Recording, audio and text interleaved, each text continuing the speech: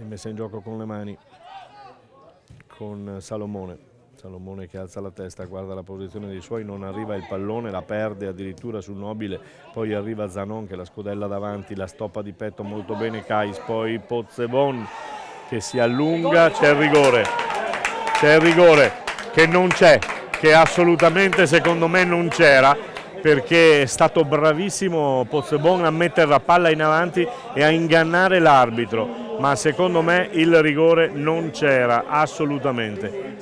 Rigore che per la compagine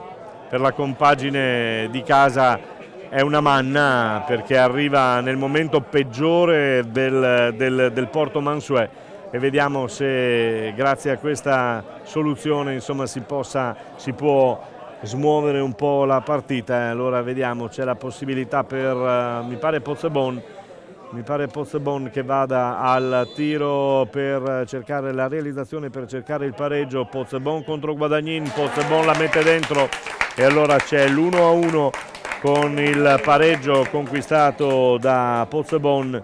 per la formazione di casa.